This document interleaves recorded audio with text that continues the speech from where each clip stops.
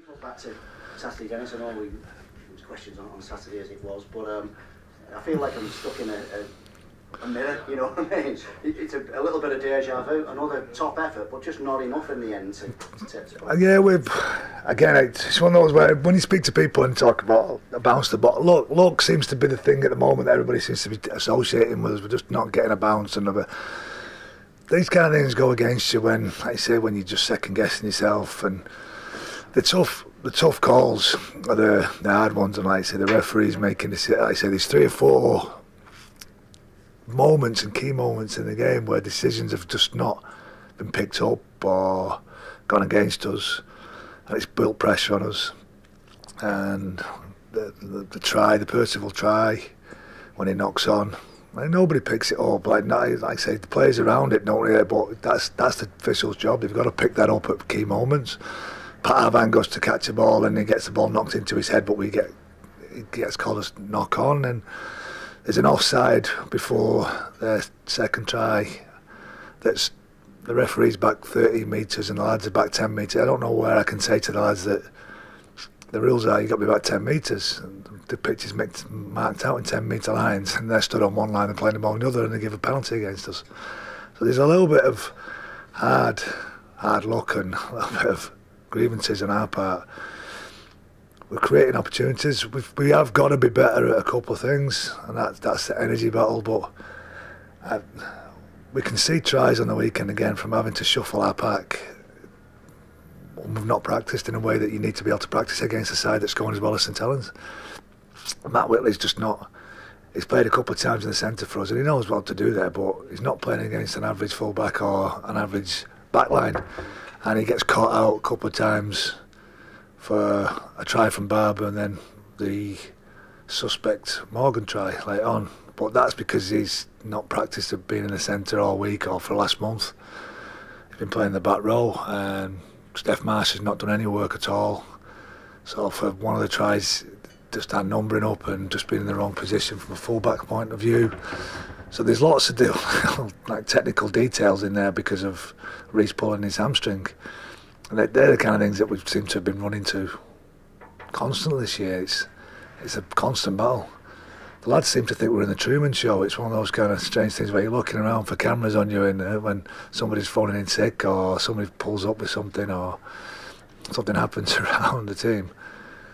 But they're in good spirits. Like I said, we're playing well. We're just not getting the results that I won't say deserve, because you always get what you deserve, but we're working hard. And on the weekend, it was probably the best game of the weekend, and we played the best side in the competition and gave them a good dig. Reece's hamstring injury, Dennis, how severe is that? It's not as bad as we first thought, but there's a slight tear in his hamstring. So it's going to be probably minimum 3 weeks, but hopefully be back in that timescale. Shard didn't play at the weekend. What's this? He's got a strain in his glute. Yeah. Out for this week. He's having a fitness test today. He's still a bit sore, but we're just seeing how we can cope with it. But I'm not overly sure that he'll be. And I was pretty happy with the way our full pack went. I think Alex gives us a bit more competition, a bit of fight in there as well. But like I say, I thought Jay, Greg, Wellington was really impactful. I thought McGrath played strong, and Hep. So our front 4 or 5 players did a real good job. In terms of your back line, you got Callum Watkins injured, didn't you, on the weekend? So that's a problem for you too. Well, like I say, if it's not injuries in our team, it's injuries in other teams that hurt us at the moment. And it was a disappointment. Like yesterday morning, and I watched the games over the weekend, and I just had a sense that Jimmy would be recalled from his loan period here, which is a bit of a blow really, because I think he's just started to find a little bit of shape. We've got Joey back in the side, which would have helped him defensively. He made some really good reads for us on the weekend. He was just starting to find his feet and get a little bit of ball, and then we lose him. And that offers an opportunity again for Ed Chamberlain to come back into the team and build on what he's done so far this year. He doesn't have a contract for next year, does he, Ed? At no. This moment in time. What's it like trying to keep those players who haven't yet got contracts motivated? Well, he wants to play. Edward wants to play. He's a bloke that knows. he's come through the system here. Like I say, he's worked himself into a point where he's played in the World Cup. He's a good player.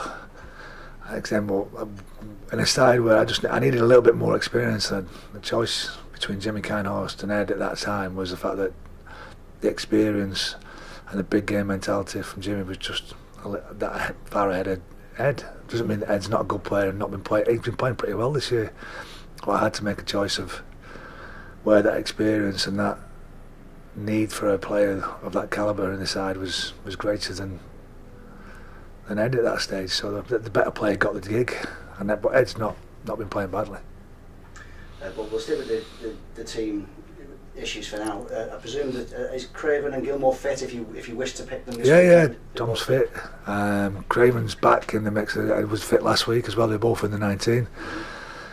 Felt like Aaron played exceptionally well against Leeds the week before. 9, I thought JJ did a great job. I thought Danny Walker's been training really well, and it's like you always get plenty out of Danny. And like I say, I've been spelling him a little bit, and it's like middle of the year he played a number of games on the bounce, and he just saw a drop off on him, and that's just experience and where he's playing his rugby. It's like he's playing his trade in the toughest part of the field. So it's a big ask for a young kid. But I thought he gave us energy again on the weekend. His enthusiasm and his ability was all pretty clear to see. So and JJ's really settling into that role as well. Like I say, he's grasped the bull by the horn, so to speak, and he's great defensively. He's willing to hit. He's got like tough mentality. His quality around the ball is getting better and better every week.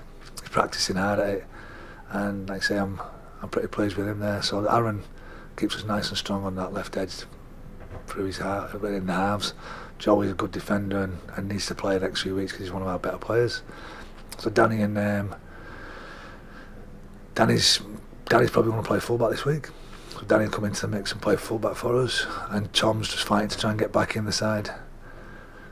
So if Danny, having him in the side somewhere, helps you kicking game, doesn't it? Well, that was the hardest thing about who you pick. You pick better defenders or do you pick better kickers as well. That's the challenge. That and on the weekend our last tackle options weren't great, but we'll do some work on it this week. I think Danny in the side with his left foot is probably one of the best left foots in the competition. You got Wakefield this week. He seems to be a bit of a flat spot in terms of form. But I look at that Wakefield side, and it's got an awful lot of pace in it, hasn't it? Which can be quite handy on this. Well, they've always done really well here because, like say, with the Johnson who didn't play on the weekend, your Caton Browns and your Reece Lynns and your Jones Bishops, they've got plenty of pace in that back line. I think Ryan Hampshire as well is not the slowest of full-backs. So yeah, it's a dangerous side, and their outside backs are very, very dangerous.